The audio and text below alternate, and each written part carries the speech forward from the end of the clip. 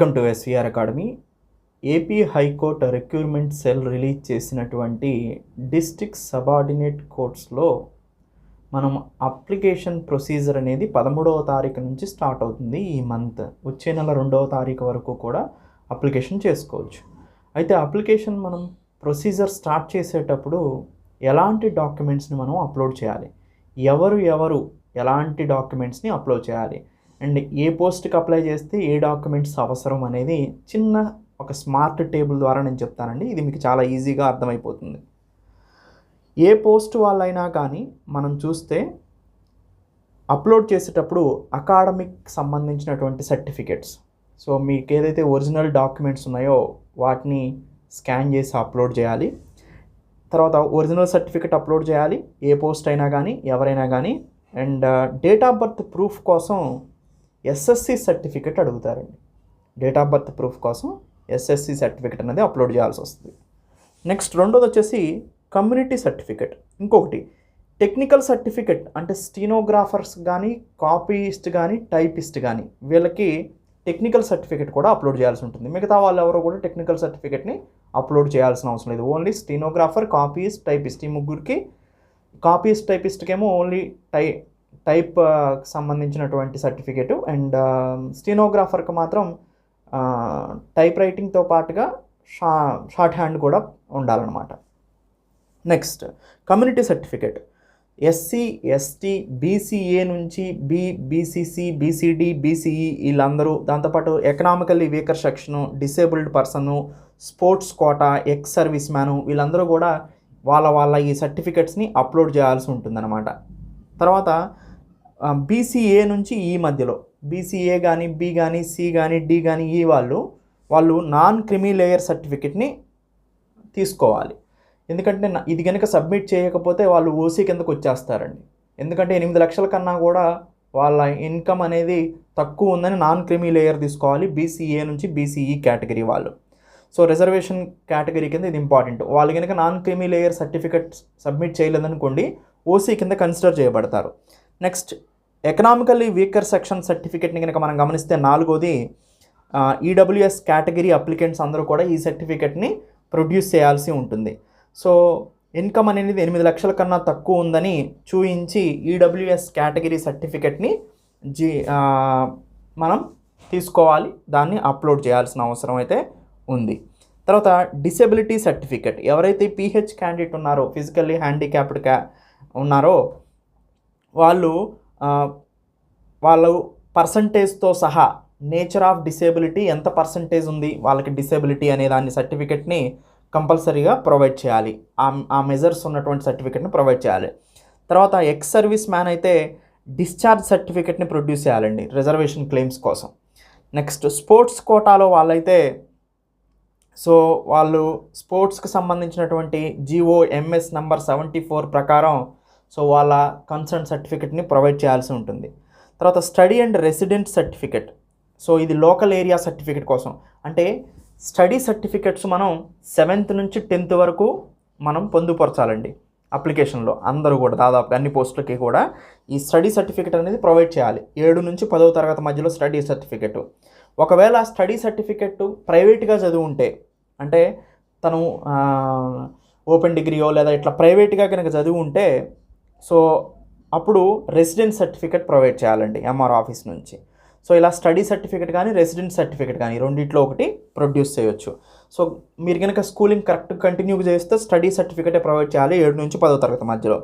తర్వాత local status certificate, Telangana నుంచి ఏపీకి కనుక మైగ్రేట్ అయినట్టుంటే 2014 నుంచి 2021 మధ్యలో ఈ లోకల్ స్టేటస్ సర్టిఫికెట్ని ప్రొడ్యూస్ చేయాల్సి ఉంటుందన్నమాట. అంటే మీ యొక్క రిజర్వేషన్స్ని బట్టి ఇది డిపెండ్ అయి ఉంటుంది. తర్వాత ప్రజెంట్ కనుక ఎవరైనా క్యాండిడేట్స్ అప్లై చేసే వాళ్ళు ఎంప్లాయీ అయితే, కరెంట్గా ఎంప్లాయీ అయితే, వేరే జాబ్స్లో ఎంప్లాయీ అయితే NOC తెచ్చుకోవాలండి. నో అబ్జెక్షన్ సర్టిఫికెట్ తెచ్చుకోవాలి. అండ్ వెరిఫికేషన్స్కి మాత్రం ఆల్ అప్లికెంట్స్ కూడా వెరిఫికేషన్స్కి ఒరిజినల్ డాక్యుమెంట్స్నే తీసుకురావాలి. లేకపోతే వెరిఫికేషన్ చేసేటప్పుడు, అంటే జాబ్ వచ్చిన తర్వాత వెరిఫికేషన్ చేసేటప్పుడు కనుక ఒరిజినల్ డాక్యుమెంట్స్ తీసుకెళ్ళకపోతే వాళ్ళని రిజెక్ట్ కూడా చేస్తారు. Next service and conduct certificate. So judiciary contractor outsourcing workers ఎవరైతే ప్రజెంట్ ఉన్నారో వాళ్ళు present latest certificate from competent authority service and conduct certificate తీసుకోవాలి ప్రజెంట్ కనుక జ్యుడిషియరీలో పనిచేసే వాళ్ళైతే. సో ఇది టోటల్గా వాళ్ళు ఎక్కడెక్కడ పని చేస్తున్నారు, వాళ్ళు ఏ సర్టిఫికెట్లు ఇవ్వాలి, కామన్గా ఉన్న వాళ్ళు ఏ సర్టిఫికెట్ ఇవ్వాలి, దీని అన్నింటిలో మిక్స్ అయి ఉన్నాయండి. మీరు దేని కిందకు వస్తారో చూసుకొని ఆయా సర్టిఫికెట్ని రెడీగా పెట్టుకోండి. అప్పుడు మాత్రమే మీరు చాలా ఈజీగా అప్లోడ్ చేసేటప్పుడు మీకు ఇబ్బందులు లేకుండా ఉంటాయి. సో మొత్తం దాదాపుగా 11-12 రకాల కేటగిరీల డాక్యుమెంట్స్ ఒక్కొక్కరికి ఏదైతే ఫిట్ అవుతుందో చూసుకోవాలి. కామన్గా మనం కొన్ని ఇంపార్టెంట్ డాక్యుమెంట్స్ ఇప్పుడు మనం కామన్గా చూస్తే అకాడమిక్ డాక్యుమెంట్స్ అంటే కన్సర్న్డ్ ఒరిజినల్ సర్టిఫికేట్ని స్కాన్ చేసి పెట్టాలి. డేట్ ఆఫ్ బర్త్ ప్రూఫ్ కోసం SSC ఉంచాలి. అండ్ కమ్యూనిటీ సర్టిఫికేట్ కన్ఫామ్గా బీసీ కానీ బీసీఏ బీసీబీ బీసీఏ నుంచి ఈ వరకు SC ST EWS డిసేబుల్డ్ ఇదందరూ మనకు తెలుస్తుంది. తర్వాత నాన్ క్రిమీ లేయర్ కూడా సబ్మిట్ చేయాలి. ఇది జనరల్గా ఉండే వాళ్ళ గురించి మాట్లాడుతున్నాను. నాన్ క్రిమీ లేయర్ సబ్మిట్ చేయాలి. 8 లక్షల కన్నా వాళ్ళ ఇన్కమ్ దాటలేదని నిరూపించుకోవాలి వాళ్ళు. తర్వాత EWS అప్లై చేసేవాళ్ళు EWS కేటగిరీ సర్టిఫికేట్ ఉండాలి వాళ్ళకి 8 లక్షల కన్నా లోపల ఇన్కమ్ ఉన్నట్టు. తర్వాత జనరల్గా స్టడీ అండ్ రెసిడెన్స్ సర్టిఫికేట్ ఇది కూడా అందరూ అప్లై చేసేది. సో 7th నుంచి 10th క్లాస్ వరకు ఉన్న స్టడీ సర్టిఫికేట్స్ని అప్లై చేయాలి. తర్వాత ఎవరైనా మ్యారేజ్ అయ్యి తెలంగాణ నుంచి ఆంధ్రప్రదేశ్కి కనుక మైగ్రేట్ అయ్యి వస్తే లోకల్ స్టేటస్ సర్టిఫికేట్ని తీసుకొని అప్లై చేయాలి.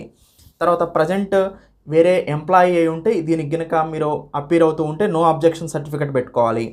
సో తర్వాత వెరిఫికేషన్కి ఒరిజినల్ సర్టిఫికేట్నే తీసుకెళ్ళాలి, లేకపోతే మిమ్మల్ని రిజెక్ట్ చేస్తారు సర్టిఫికేట్ వెరిఫికేషన్ అప్పుడు.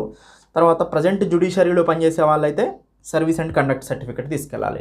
సో ఇవి నంబర్ ఆఫ్ డాక్యుమెంట్స్ ప్రొడ్యూస్ చేయాల్సినటువంటిది అనమాట.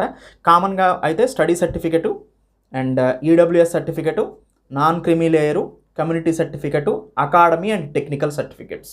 Only technical certificates stenographer, copyist, typist మాత్రమే. మిగతా వాళ్ళందరూ కూడా అకాడమిక్ సర్టిఫికేట్సే ప్రొడ్యూస్ చేయాల్సి ఉంటుందన్నమాట. ఇవి అసలు మనం ఏం డాక్యుమెంట్స్ని ఆన్లైన్ అప్లికేషన్ ఫిల్ చేసేటప్పుడు సబ్మిట్ చేయాల్సి ఉంటుంది అనే దాని మీద ఒక క్లారిఫికేషన్. ఈ మధ్యలో గ్యాప్ ఉంది కాబట్టి ఈ మధ్యలోనే మీరు దీంట్ని సమకూర్చుకోవాల్సిన అవసరం అయితే ఉంటుందన్నమాట. సో ఇది మీరు ఎలాంటివి ప్రొడ్యూస్ చేయాలి ఏంటి అనేది. ఎనివండి SVR అకాడమీలో ఏపీ హైకోర్టుకి సంబంధించినటువంటి ఆన్లైన్ క్లాసెస్ని చాలా డీటెయిల్డ్గా ప్రొవైడ్ చేయడం జరుగుతుంది. ఎవరైనా పర్చేజ్ చేయాలనుకుంటే పర్చేజ్ చేయొచ్చు. Video classes, study material, test సిరీస్ని కూడా మీకు ప్రొవైడ్ చేయడం జరుగుతుందన్నమాట. సో ఎంతవరకు కావాలో ఆ హైకోర్టుకి అంతవరకు మీకు జనరల్ నాలెడ్జ్ కానీ ఇంగ్లీష్ కానీ ప్రొవైడ్ చేయడం జరుగుతుంది. కొన్ని పోస్టులకి జనరల్ మెంటల్ ఎబిలిటీ ఉంది కదా, అది కూడా మేము ప్రొవైడ్ చేయడం జరుగుతుంది. Telugu and English medium both మీడియంస్లో ఉంటుందన్నమాట. అండ్ సింపుల్గా www.svracademy.in వెళ్ళి మీరు డైరెక్ట్గా పర్చేజ్ చేసుకోవచ్చు. లేదా కింద ప్రొవైడ్ చేసినటువంటి ఈ నెంబర్కి కాల్ చేసి కూడా మీరు పర్చేజ్ చేసుకోవచ్చు. సో నేను SVR అకాడమీలో కోర్స్ని ఎలా పర్చేజ్ చేయాలో కూడా ఈ వీడియో వెనక యాడ్ చేస్తాను, ఒకసారి చూడండి. Thank you, have a nice day. A post వాళ్ళైనా కానీ ఈ కోర్స్ని మనం పర్చేజ్ చేసుకోవచ్చు. సింపుల్గా మీరు SVR అకాడమీ వెబ్సైట్లోకి వెళ్ళండి. మీరు ఏ డివైస్ అయినా చూసుకోవచ్చు. SVRacademy.in క్లిక్ చేస్తే మీకు SVR academy best online coaching for UPSC TSPSC ఇలా వస్తుంది. So SVR academy best online coaching వస్తుంది, దాన్ని క్లిక్ చేయండి. ఇట్లా మీకు వెబ్సైట్ ఓపెన్ అవుతుందండి.